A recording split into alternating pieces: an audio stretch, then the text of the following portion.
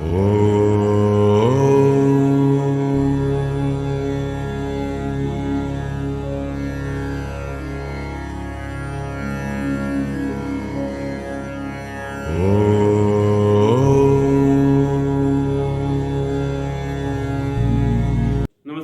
मैं तरुण कुमार प्रजापत स्वागत करता हूं आपका श्री राम गोपाल गाड़ोदिया उच्च माध्यमिक विद्या मंदिर के YouTube चैनल पर।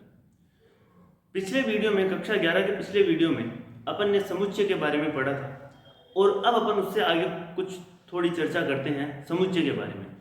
सबसे पहले समुच्चय क्या था?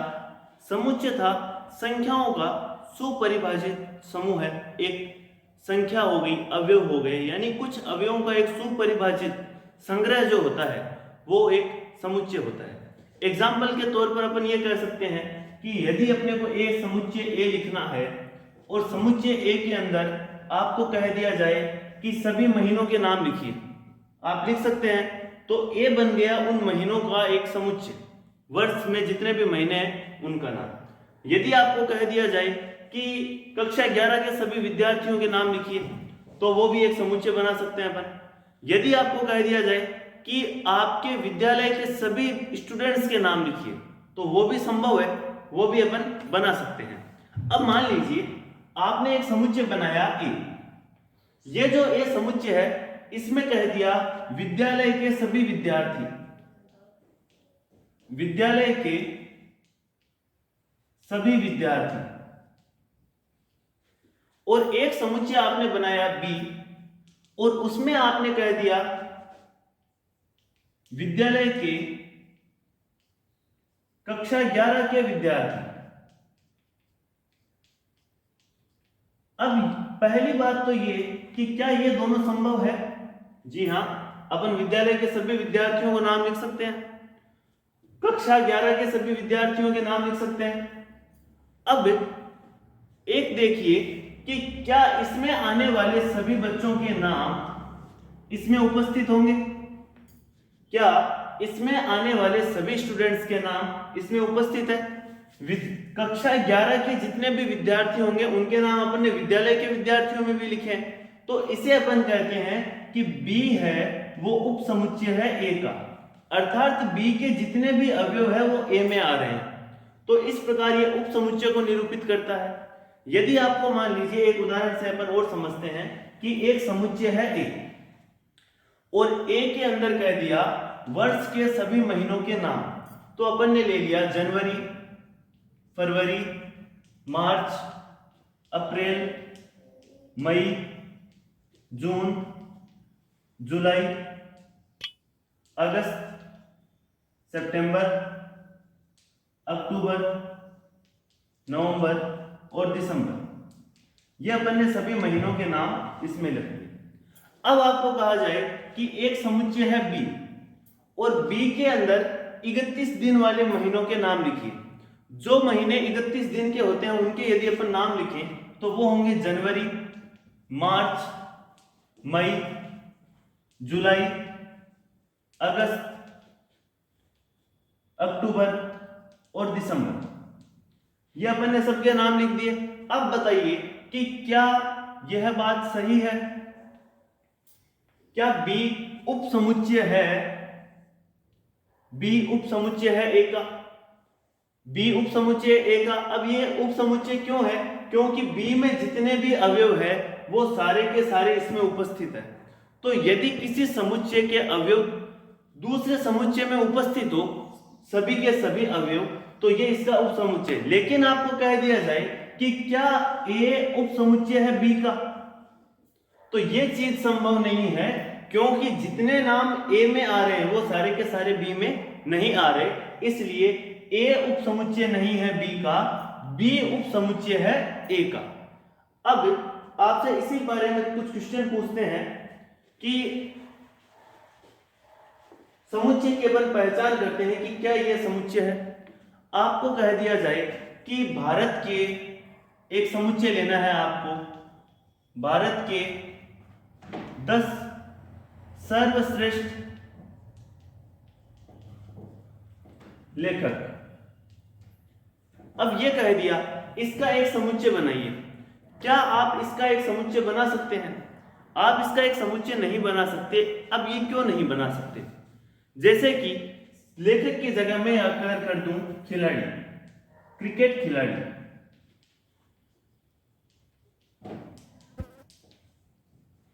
यह है आपको एक समुच्चय में लिखना है। क्या आप इसको लिख सकते हैं? इसको आप एक समुच्चय में नहीं लिख सकते। आपको कहा है केवल 10 सर्वश्रेष्ठ खिलाड़ी लिखें। अब कोई किसी अलग 10 को सर्वश्रेष्ठ खिलाड़ी मानेगा, कोई पुराने खिलाड़ियों को सर्वश्रेष्ठ कहेगा, कोई नए खिलाड़ियों को कहेगा, तो सबका जो आंसर आएगा वो एक नहीं आएगा।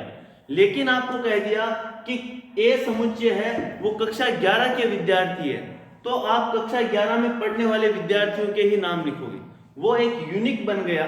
ए में अगर कह दिया वर्ष के महीनों के नाम लिखिए, तो आप केवल जनवरी से दिसंबर तक के ही नाम लिखोगे, अन्य और कोई नाम नहीं ला सकते। लेकिन यदि आपको कह दे कि भारत के 10 सर्वश्रेष्ठ खिलाड़ी, अब भारत के 10 सर्वश्रेष्ठ खिलाड़ी कौन होंगे, या आपको अलग अलग आएंगे सबके, और अलग अलग आएंगे तो ये चीज संभव नहीं होगी।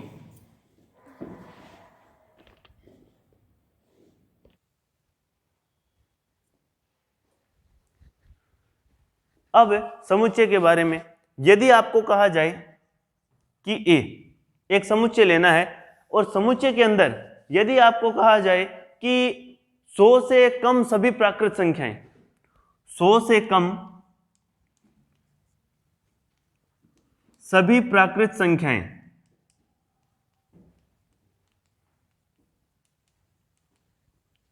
यदि आपको कहा जाए राजस्थान के प्रसिद्ध 3 शहर, या प्रसिद्ध की जगह अपन करते हैं विशेष 3 शहर, अब इन दोनों में से आप किसका समुच्चय बना सकते हैं? यदि मैं इसकी बात करूं 100 से कम सभी प्राकृत संख्याएं, आप 1 से लेकर 100 तक की संख्याएं लिख सकते हैं, इनके अलावा आप कुछ भी नहीं लिखेंगे। लेकिन यह कह दें कि विशेष 3 शहरों के नाम लिखने हैं। अब विशेष या पसंदीदा शहर की बात करें तो किसी का जयपुर, जोधपुर, उदयपुर हो सकता है, किसी का कोटा, जयपुर, जोधपुर हो सकता है। तो इस प्रकार इनके नाम अलग अलग आएंगे, और इनके नाम जब अलग अलग आएंगे तो इसे अपन समुच्चय के रूप में निरूपित नहीं कर सकते, और इसे अपन समुच्चय के रूप में निरूपित कर सकते हैं। तो ये थे समुच्चय के प्रकार। यदि आपके पास प्रश्नावली की कक्षा 11 की किताब है, तो किताब के अंदर प्रश्नावली जो 1.1 है, उसमें जो पहला क्वेश्चन है उसमें यही कहा गया है कि कौन सा समुच्चय है और कौन सा नहीं है। तो आप वहां से प्रैक्टिस करके देख सकते हैं कि आप किन किन का समुच्चय बना सकते हैं। जैसे कि उसमें क्वेश्चन कहा गया है जे से प्रारंभ होने वाले सभी महीने, जे से प्रारंभ होने वाले महीने कौन से हैं? जनवरी है, जून है, जुलाई है, इन महीनों के आप नाम लिख सकते हैं, तो इनका एक समुच्चय बन सकता है। दूसरे क्वेश्चन में कहा है भारत के सर्वश्रेष्ठ 10 प्रतिभाशाली लेखक, अब लेखक के नाम सब अलग अलग बताएंगे, तो इसका एक समुच्चय नहीं बन सकता। अगर कहा जाए विश्व के सर्वश्रेष्ठ 11 बल्लेबाज, अब 11 बल्लेबाज सर्वश्रेष्ठ यदि छांटने हैं तो सबकी राय अलग अलग होगी, तो उनका एक समुच्चय नहीं बनाया जा सकता। यदि कहा जाए आपकी कक्षा के सभी बालक, तो उनका एक समुच्चय आप बना सकते हैं। 100 से कम प्राकृत संख्याएं, समुच्चय बन सकता है। अब अपन बात करते हैं उप समुच्चय की। उप समुच्चय, जैसा कि अपन ने देखा था कि अपन ने ए समुच्चय में लिया था सभी महीनों के नाम, और फिर अपन ने बी समुच्चय बनाया 31 दिन वाले महीने। तो आपके पास एक समुच्चय है ए, और समुच्चय ए में कहा गया है 1 2 3 4 5 6 7 संख्याएं दे दी। आपको बताना है कि कौन सा अवयव है जो इससे बिलोंग करता है या नहीं करता। इसके बाद अपन उप समुच्चय की बात करेंगे। तो 5, और ये जो साइन होता है इस प्रकार, इसे अपन कहते हैं बिलोंग्स टू, यानी इसका इससे रिलेशन है। तो 5 ए, 6 8 3 2 10। आपको केवल देख के ये बताना है कि क्या 5 का रिलेशन ए से है। 5 का रिलेशन ए से है क्योंकि 5 अपना इस समुच्चय में आ रहा है, तो अपन लिख देंगे 5 बिलोंग करता है ए से। 6 बिलोंग करता है क्या ए से? 6 भी बिलोंग करता है ए से। क्या 8 बिलोंग करता है ए से? जी नहीं, 8 समुच्चय ए में नहीं है। क्या 3 बिलोंग करता है ए से? करता है। क्या 2 बिलोंग करता है? 2 भी बिलोंग करता है। क्या 10 बिलोंग करता है? 10 बिलोंग नहीं करता। तो ये है समुच्चय से बिलोंग करना या नहीं करना। अब उप समुच्चय की बात करें, अपन ने एक समुच्चय लिया बी में है 1, 2 और 3। दूसरा लिया सी, और सी के अंदर है 4, 5 और 6। अपन ने लिया डी के अंदर है 3, 5, 9, 4। एक ले लिया ई, 1, 5, 6, 7। अब आपको बताना है कि क्या बी उप समुच्चय है ए का, क्या सी उप समुच्चय है ए का, क्या डी उप समुच्चय है ए का, क्या ई उप समुच्चय है ए का। तो अपन देखते हैं कि बी में आने वाला प्रत्येक अवयव यदि इसमें आ रहा है, एक और ले लेते हैं अपन एफ, और एफ में ले लिया 1, 2, 3, 4, 5, 6 और 7। अब देखिए बी में आने वाला प्रत्येक अवयव क्या ए में आ रहा है? 1, 2, 3 आ रहा है, तो ये इसका एक उप समुच्चय है। सी में आने वाला प्रत्येक अवयव क्या इसमें आ रहा है? 4, 5, 6 आ रहा है, ये भी एक इसका उप समुच्चय है। क्या डी में आने वाला प्रत्येक अवयव इसमें आ रहा है? 3, 5, लेकिन 9 नहीं आ रहा, और 9 जब नहीं आ रहा तो डी इसका उप समुच्चय नहीं है। क्या ई इसका उप समुच्चय है? जी हां, ई इसका उप समुच्चय है। एफ उप समुच्चय है क्या ए का?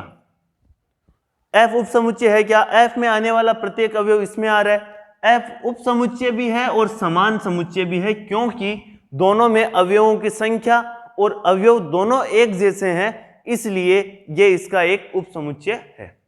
अब आपको समुच्चय के 2 रूप बताए गए थे।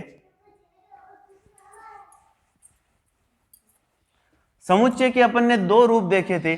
एक तो था रोस्टर रूप रोस्टर रूप,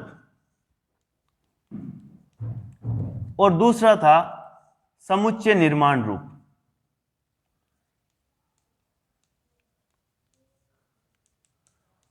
ये दोनों रूप क्या थे? यदि आपने पिछले वीडियो में देखे हैं तो रोस्टर रूप अपना था कि रोस्टर रूप अवयवों को यदि लिखा जाए तो वो एक रोस्टर रूप है। जैसे कि अपने को कह दिया 10 से छोटी अभाज्य संख्याएं। यदि 10 से छोटी अभाज्य संख्याओं की बात की जाए तो 2, 3, 5, 7, ये 10 से छोटी अभाज्य संख्याएं आ गई, ये इसका एक रोस्टर रूप है। यदि कहा जाए समुच्चय निर्माण रूप में लिखिए तो x वेयर ये 2 बिंदु x 10 से छोटी अभाज्य संख्या है, अभाज्य संख्या, और x का जो मान है वो किससे छोटा होगा? 10 से छोटा होगा। यह अपना है समुच्चय निर्माण रूप।